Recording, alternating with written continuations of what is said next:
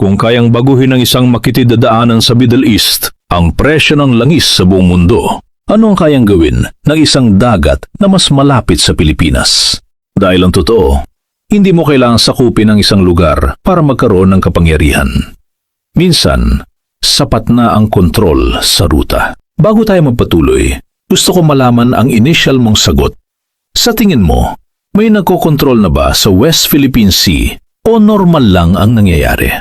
Sa Middle East, matagal nang alam ng mundo ang kahalagahan ng Strait of Hormuz. Isang makitid na daanan kung saan dumadaan ang malaking bahagi ng oil supply ng mundo. Kapag may tensyon dito, kahit walang putukan, agad itong nararamdaman sa presyo ng langis at sa galaw ng ekonomiya ng iba't ibang bansa. Pero may isang lugar na mas malapit sa atin na tahimik na gumaganap ng halos kaparehong papel. Ang West Philippine Sea. Hindi ito nagsimula sa isang malaking insidente. Walang isang araw na biglang nagbago ang lahat. Sa halip, nagsimula ito sa maliliit na galaw. Mga barkong nananatili sa isang lugar, mga patrol na unti-unting nagiging mas agresibo, at mga babala na paulit-ulit hanggang maging normal.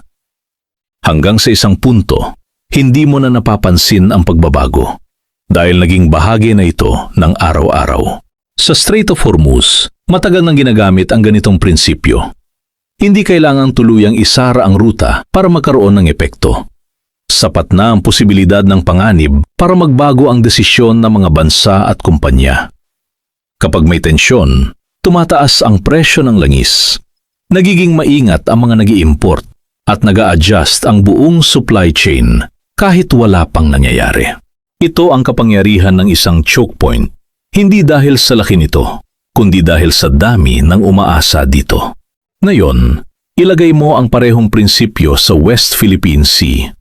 Sa unang tingin, maaring magkaiba ang konteksto. Isa ay tungkol sa langis, at ang isa ay tungkol sa kalakalan at teritoryo.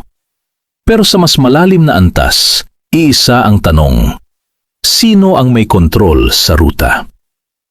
Sa paglipas ng mga taon, mas dumadalas ang presensya, hindi lang sa bilang ng barko, kundi sa paraan ng kanilang galaw. May mga pagkakataong mililimitahan ang akses ng ibang bansa, may mga babala sa impapawid, at may mga aksyon na hindi direktang pag-atake, pero sapat para baguhin ang kilos ng iba.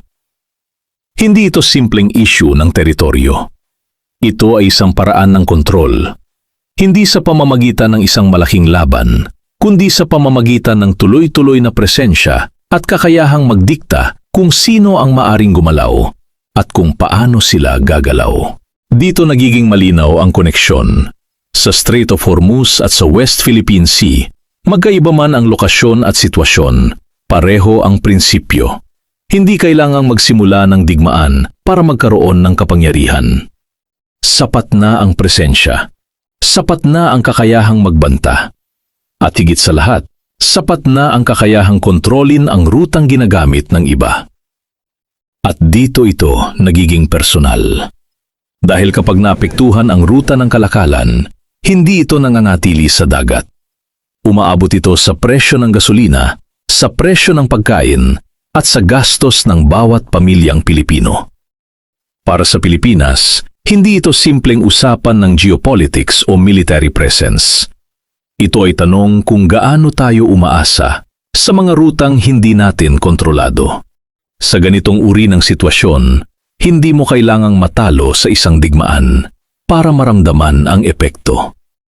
Kung ikaw ang tatanungin, dapat bang makipagsabayan ang Pilipinas sa ganitong uri ng kontrol o humanap ng ibang paraan para hindi tayo maipit? At kung dumating ang punto na kailangang pumili, laban o iwas, alin ang mas makabubuti para sa Pilipinas? Mag-comment ka sa baba